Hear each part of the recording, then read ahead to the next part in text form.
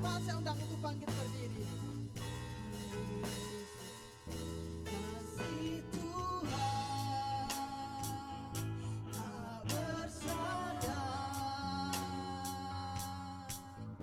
tak seperti cinta yang ada di dunia, selalu memberi lebih dari yang layak ku terima di hidupku. Terpujilah Tuhan Yesus,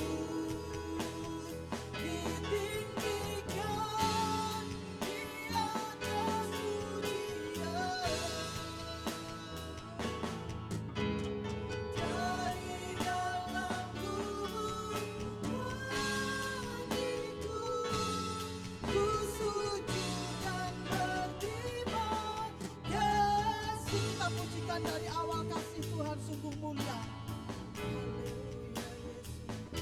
Kasih Tuhan sungguh mulia. Tulus dan sempurna mengasihimu, pengorbanan di Kalvari, sungguh berharga kau tebus dosaku. Katakan terpujilah Tuhan, pujilah Tuhan Yesus, ditinggikan. Haleluya Yesus.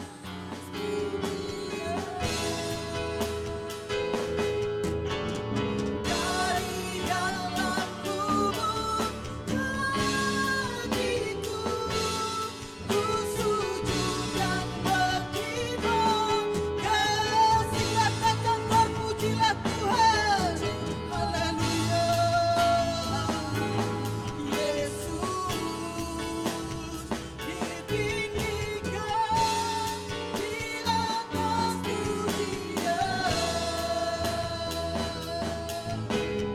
Dari dalam kubur hatiku, ku sujud dan berterima kasih. Katakan terpujilah Tuhan. Pujilah, haleluya Yesus. Angkat tangan semua buat Tuhan. Haleluya Yesus. Rasakan hadirat Tuhan. Rasakan pribadi Tuhan pada malam hari ini. Engkau hadir di tengah-tengah kami ya Tuhan. Haleluya Roh Kudus. Haleluya. Ku sujud dan berterima kasih. Terpujilah Tuhan. Tuhan Yesus. Haleluya. Di atas pujian, dari dalam kubur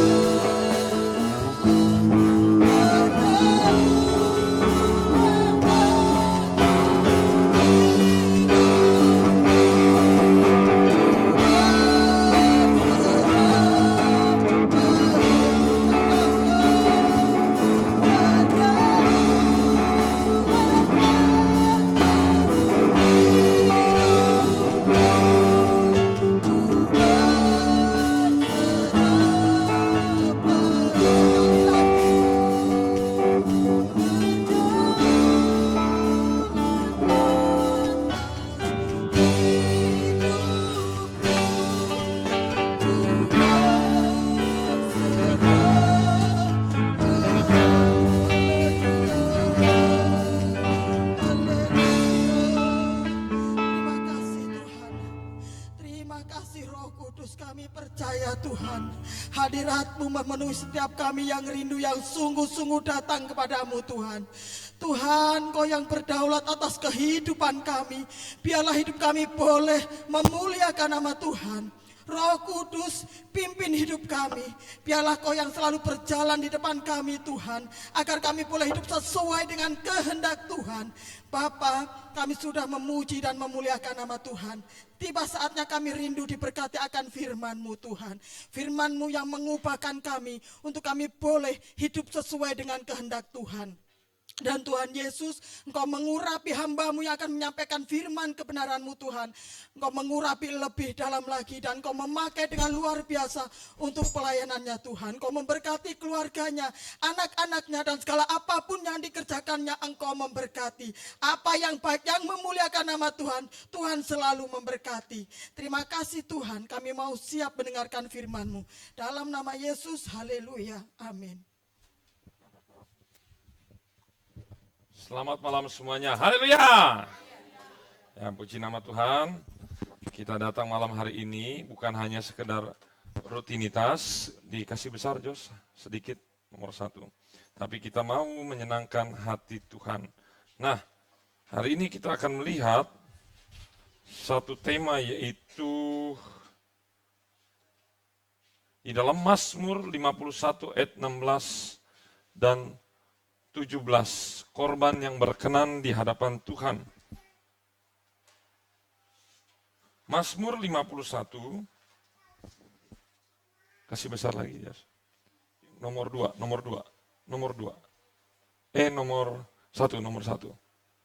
Jangan besar sekali, coba diatur.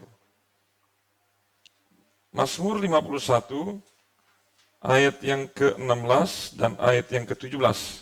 Sudah ketemu? Katakan amin. 1, 2, 3. Ya Tuhan, 17-18 ya. Berarti kalau di Alkitab ini ayat 16, kalau di Alkitab biasa ayat 18.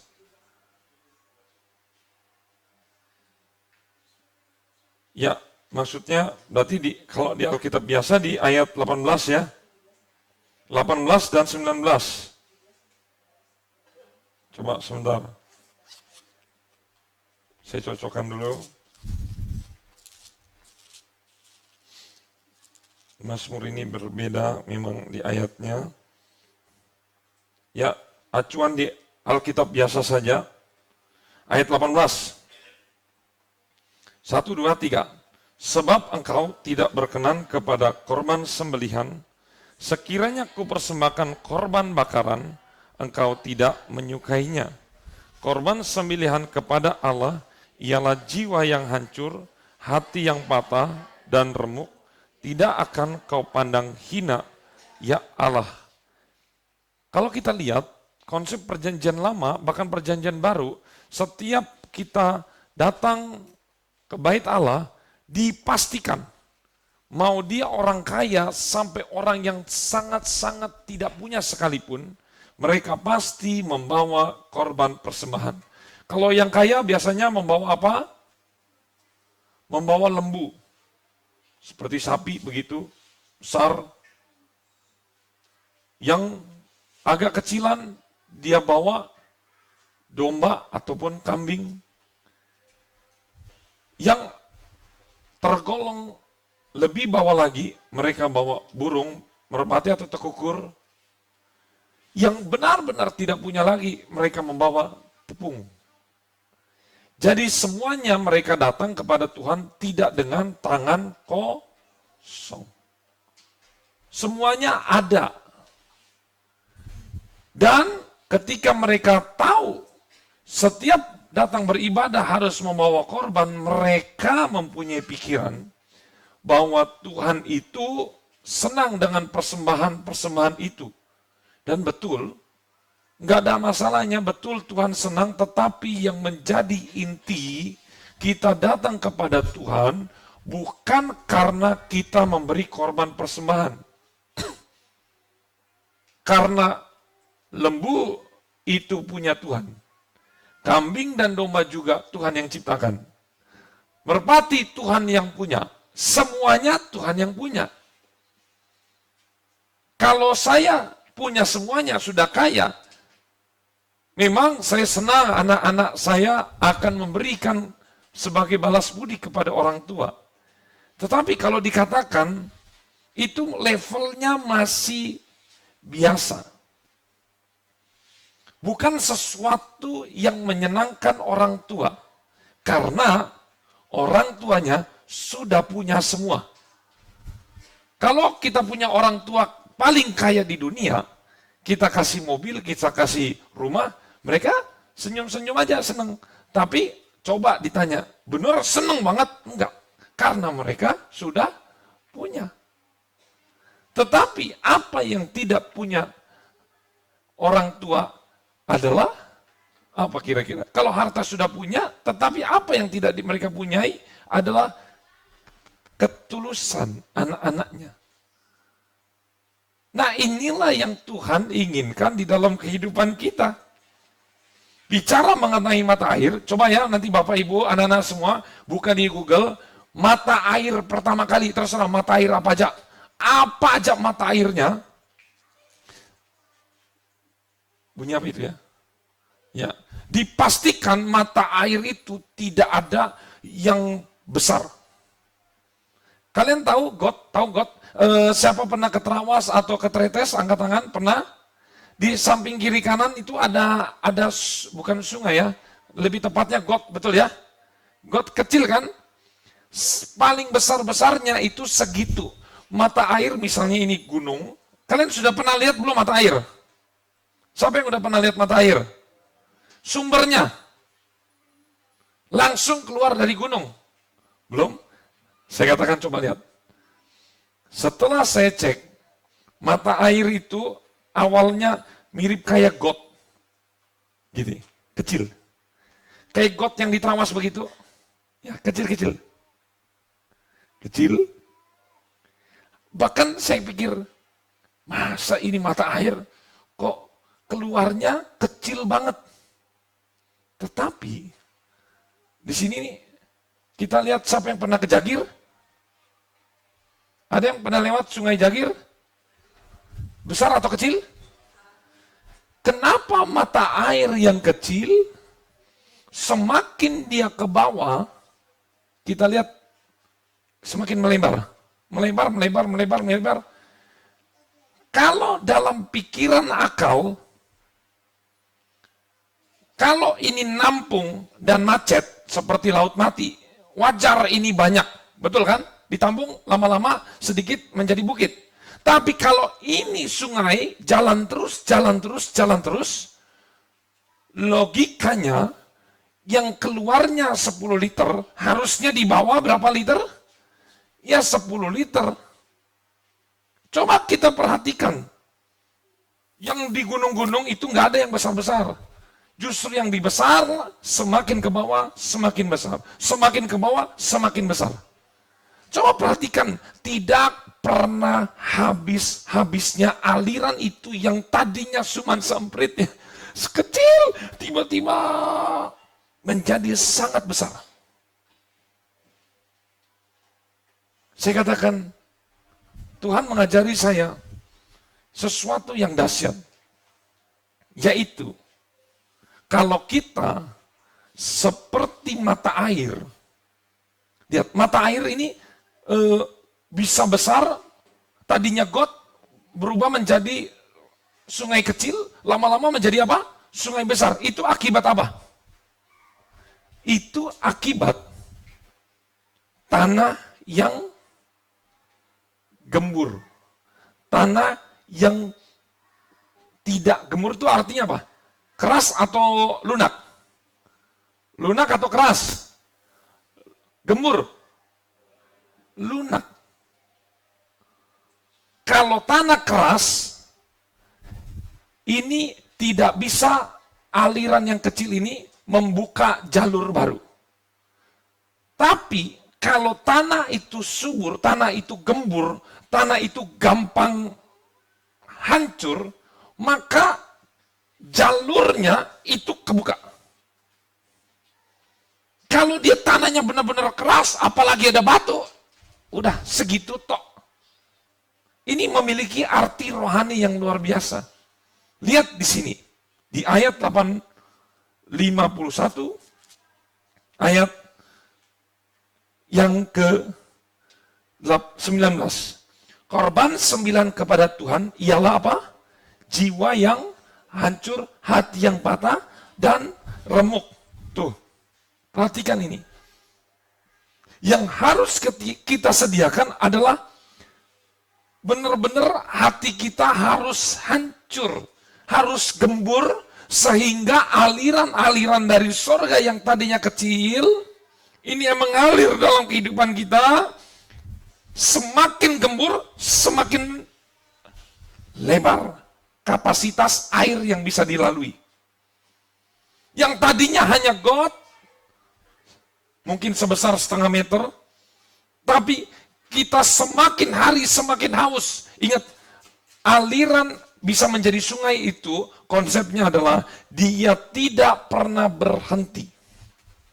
Makanya, orang yang diberkati oleh Tuhan adalah orang yang tidak pelit. Kalau dia menampung, maka tidak menjadi aliran itu tambah besar. Kapasitasnya segitu-segitu aja. Perhatikan aja, coba kita lihat dari atas hulu ke hilir. Yang menjadi sangat besar adalah, lihat, sungai mengalir terus, dia tidak habis, malah semakin lama semakin bertambah besar. Ini konsep surga. Saya hubungkan dengan 5 roti dan 2 ikan. Mata air ini. Mata air yang dari atas hanya 5 roti dan 2 ikan, tapi mencukupi 5.000 orang laki-laki, belum perempuan, belum anak-anak. Dia tidak akan ada habis-habisnya. Inilah miracle, ini keajaiban yang sering kita lewati. Sebenarnya mungkin kalau kita lihat di YouTube, benar-benar sumber ketikanya, sumber mata air, cuman sedikit. Logik nggak masuk akal. Kok bisa jadi sungai Jagir ini? Yang tadinya sedikit, terus dari mana ini semuanya? Entah apapun konsepnya, tetapi kecil menjadi besar. Dan itu tidak ditampung. Perhatikan baik-baik. Konsep berkat itu tidak ditampung. Justru kalau berkat ditampung, akan menjadi seperti laut mati. Sebenarnya laut mati itu bukan laut. Konsepnya bukan seperti itu. Kenapa saya bukan sebut laut? Ya mirip seperti danau aja. Danau, kayak Danau Toba begitu. Masa laut itu nggak lepas pantai? Coba. Laut itu seperti, cuman kenapa dikatakan laut? Karena apa? Asin. Laut asin atau tawar? Asin. Tapi danau yang asin ya di sana. Makanya itulah disebut, kalau saya berpikir itu yang disebut laut mati. Karena meskipun bentuknya seperti danau, terpisah dari semua lautan yang ada, tapi dia asin. Berani ikan masuk ke situ, sehebat apapun akan jadi ikan asin. Ikan sehebat sebesar apapun masuk situ jadi ikan asin. Udah dipastikan mati. Nggak ada yang bisa bertahan. Kadar garamnya melebihi berapa persennya? 70-80-an sekitar sebegitu. Itu tinggi banget. Sampai kalau kita berenang di situ tidak akan tenggelam. Kena mata sedikit aja, wah itu perihnya minta ampun. Artinya berkat yang disimpan terus-menerus tidak disalurkan, itu tidak menjadi berkat untuk orang lain, justru akan menjadi kematian. Saya mau katakan pada saat malam hari ini, Tuhan itu kaya raya. Tuhan punya semuanya. Tetapi yang Tuhan inginkan sebenarnya sepele. Bukan harta kita. yang Tuhan mau. Tuhan kaya raya. Tuhan punya semuanya. Tetapi kalau begitu, kenapa kita harus memberikan korban? Pekerjaan Tuhan butuh uang. Bukan Tuhannya. Tetapi apa? Pekerjaannya. Dan kita lihat di sini, korban sembelihan kepada Allah ialah jiwa yang hancur. Saya mau tanya sama Bapak Ibu semua nih, jiwa yang hancur itu kayak gimana? Hati yang patah dan remuk. Kayak gimana doanya? Minimal ada tangisan dan air mata. Kira-kira jiwa yang hancur, hati yang patah dan remuk gini enggak? Haleluya, haleluya. Gitu. Enggak. Ini adalah doa yang betul-betul Tuhan inginkan. Mirip seperti orang patah hati. Siapa pernah patah hati? Siapa pernah menangis karena masalah yang berat? Jangan-jangan masalah itu datang kepada kita, Tuhan izinkan supaya Tuhan mau lihat air mata kita. Karena seringkali manusia kalau sudah cukup semuanya, sudah tinggalkan Tuhan. Sebenarnya kegagalan orang-orang Kristen yang model-model seperti ini. 99% orang Kristen itu masih terlalu banyak yang betul-betul dikatakan cinta Tuhan. Hampir dikatakan orang Kristen yang kita jumpai dan temui itu enggak cinta Tuhan, tapi cinta berkatnya Tuhan. Ciri-cirinya, kalau ada masalah baru nangis. Kalau ada masalah baru dia sungguh-sungguh. Ciri-cirinya lagi, kalau diberkati malah hilang. Itu dipastikan dia bukan cinta pembuat mujizat, tapi dia hanya cinta mujizatnya.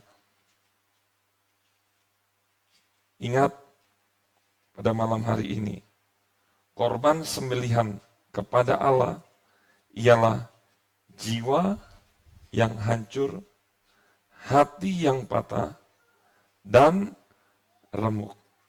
Tidak kau pandang hina. Bapak Ibu kalau mau diberkati, miliki hati yang remuk, yang gampang remuk, yang gampang meneteskan air mata. Maka saya pastikan jalur dari surga dia akan membuat aliran-aliran baru. Yang tadinya kapasitas kita hanya 10 liter per menit, tapi karena hati kita itu remuk, dia akan melebar. Dia akan kapasitas kita besar, sangat besar. Itu tergantung kapasitas hati kita. Tapi kalau hati kita keras, hati kita sombong, hati kita tidak membutuhkan Tuhan, maka setiap persembahan kita, Tuhan tidak berkenan. Ingat, yang Tuhan cari bukan harta di dalam diri kita. Kita mati pun kita naik ke surga, yang kita bekal kita itu apa? Tuhan, mobil saya segini, rumah saya segini. Itu enggak. Itu tidak menjadi hitungan di dalam kerajaan surga. Tetapi yang menjadi hitungan di dalam kerajaan surga adalah seberapa betul-betul kita tulus mencintai Tuhan. Mari kita masuk di dalam doa.